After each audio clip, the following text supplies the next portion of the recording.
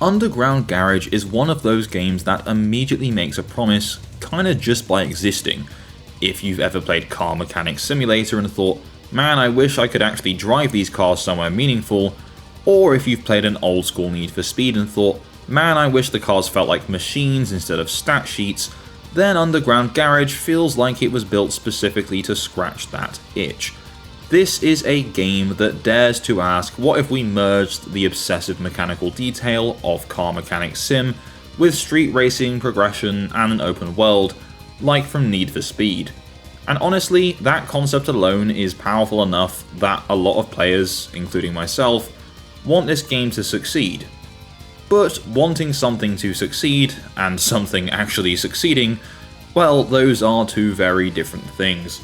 Before we start, I'm just going to say this outright, this review is not coming from a place of hate or wanting to dunk on an indie project. Quite the opposite. This is a review that I've written with the hope that Underground Garage will improve, because buried underneath the jank and the bugs and the rough edges is genuinely a compelling idea. So let's talk about what Underground Garage gets right and what it gets wrong, and why it currently feels like a game that's still in its alpha phase even at full release version 1.0. So at its heart, Underground Garage is a hybrid. It's part car mechanic simulation, part street racing game, part open world exploration, and part progression driven garage management. And on paper, this hybrid makes a lot of sense. The garage is your home base, you buy wrecks, clients' cars, junkyard finds, you tear them down, you rebuild engines, you replace suspension, brakes, body panels, electronics, you tune them. Then instead of parking them forever, you drive them out into the real world. You race them, you bet on them, you push them until something probably breaks. That loop is inherently quite satisfying, especially if you're already familiar with Car Mechanic Simulator. And that's the first important thing to understand about Underground Garage. This game's going to feel very familiar if you've played Car Mechanic Simulator. So let's start with the part of the game that, in my opinion, works the best: the wrenching. Underground Garage, as I said, is clearly inspired by Car Mechanic Simulator, to the point where if you've played it, you will probably feel right at home. There's a lot here that works pretty well. The general workflow, the diagnosing, tearing down, rebuilding, is pretty intuitive. The parts snap together logically, the UI is mostly readable, systems like fluids, batteries, and wear states feel familiar. In some ways, it actually improves on Car Mechanic Sim. It simplifies things in a way that feels like playing that game with quality of life mods installed.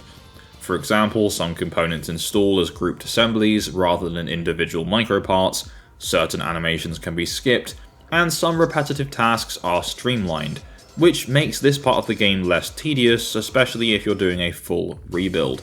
If Car Mechanic Sim was aiming for 100% mechanical realism, I'd say Underground Garage is about 66% of that work to reach pretty much the same result, and that's not necessarily a bad thing. For many players, I would guess it actually feels better. You still feel like you're doing real mechanical work, but you're not spending hours clicking piston rings one by one, unless you really want to. That said, this is where the cracks begin to show. Some frustrations don't come from design choices, they just come from pure jank. Such as fluids auto-filling when you don't want them to, lifts automatically lowering when you walk away, fuel tanks being oddly difficult to locate on certain car models, and having to drain and refill fluids because the game just fills them for you without asking. These are small issues individually, but together they do kind of stack up. None of them are game-breaking, but they constantly remind you that this game doesn't quite have the polish of its inspiration. You can feel that this system almost works smoothly, but not consistently. Now, before we go any further, if you're a fan of racing games, new racing games, then help me out and why not hit that subscribe button and tap the bell for notifications to stay up to date with my future uploads. Anyway, let's talk about the progression and the story, because it's not that great.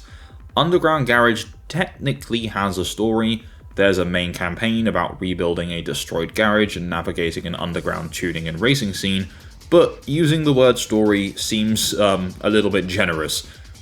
The cutscenes and narrative delivery are a bit all over the place. Early on, there's a key cutscene that feels completely unfinished.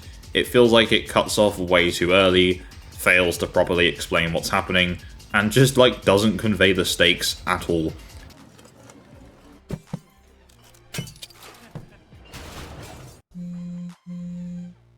Look, I know you're still messed up about what happened. You can fill in the blanks yourself, but that's not satisfying or good storytelling. I know this is a game about working on cars and racing them, but if you're going to put a story in the game, just do it well, don't half-arse it. It creates an immediate sense that something is missing, and that's content, polish, or clarity. The side missions are where things really start to wobble about though. In theory, they're meant to support the main story and give you some direction. In practice, they often feel bugged, poorly triggered, or just like completely disconnected from the rest of the game. There are moments where the game seems to expect you to grind for a long time without re-engaging the main storyline at all, which creates some serious pacing issues. And there are some times as well where the game will give you a side quest and you track it and it just does not tell you where to go. It will give you a time attack to do, but the problem is there's lots of different missions across the city that involve time attacks and it doesn't actually tell you which one you're supposed to do.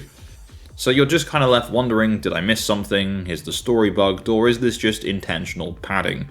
And none of those are great questions that any player should be asking during a main story of a game. So let's actually talk about the racing, because this is the part of the game where expectations collide headfirst with reality. Remember that promise of Car Mechanics Simulator meets Need for Speed? Well, that is a very bold claim, and unfortunately, this is where the game struggles the most. Racing performance is inconsistent. I have a fairly decent PC, and I'll put my specs in the description below, but there are frame drops, stutters, physics glitches. Sometimes the game runs fine, sometimes it doesn't. This inconsistency can make the driving stressful for the wrong reasons. But performance problems aside, the cars themselves do not handle that well. Obviously it varies from car to car and how you've tuned it, but the overall feel of driving in the game across the various cars that I tried isn't particularly good. Even if you've tuned these cars yourself, they just don't feel like they have any character. Sometimes they feel too light, sometimes they feel too heavy, and steering is just such a chore. And whilst we're at it, the physics and collisions are just really rough, and not in a street racing is dangerous kind of way, more in a random light pole completely ruining a race and tiny curbs acting like immovable objects.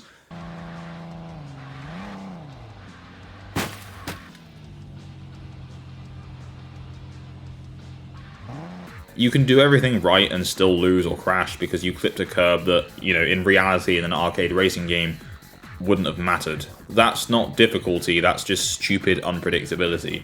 Now, just to steer away from the actual driving for a second, I just want to talk about something that might not seem that interesting, but it's quite annoying in my eyes. So, at the start of Need for Speed games, or any kind of street racing game where it tells you, don't try this at home, this is for professionals, don't speed, you'll be sent to the Shadow Realm, whatever.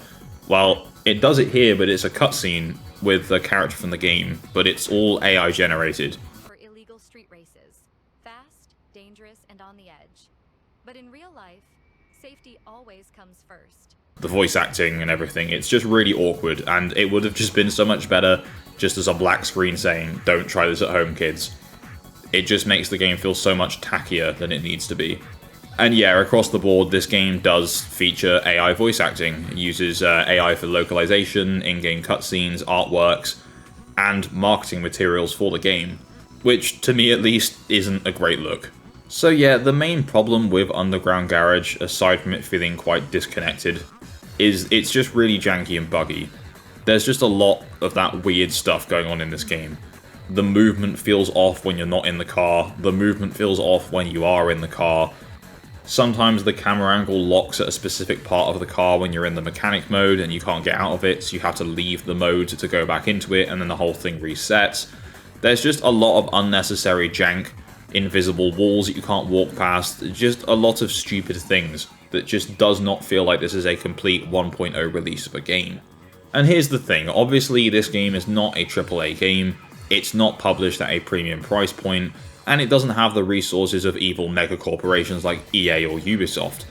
And because of that, we're willing to forgive quite a lot. Early access jank is fine, small bugs near launch are to be expected, but this is the full release, this is version 1.0, and at some point those expectations have to change. And right now this game feels like a very promising early access game that definitely needs a lot more time in the oven. Now, despite everything I've said, I don't hate this game. In fact, I kinda like it, because when it works, when you are deep in a rebuild or a tuned car comes together, or when driving goes smoothly, it does feel like a good time. There are moments when you can see what this game could be if given a decent amount of work. But at the moment, it's just really hard to recommend to pretty much anyone, and it's not because it's bad, it's just because it's unfinished, even if it's technically fully released. If you love Car Mechanics Simulator and you're patient with jank and enjoy watching these systems evolve over time, you might see the potential and be willing to stick with it. But if I were you, I would wait because it needs better racing physics, more consistent performance, cleaner mission logic, and just some overall polish, just to remove some of the jank. This is a game I want to come back to and a game I want to change my mind about, and hopefully someday this review might become outdated, but we shall see. Anyway, thank you very much for watching. If you enjoyed this video, please don't forget to leave a like, and if you haven't done so already, subscribe and tap that bell for notifications to stay up to date with my future uploads.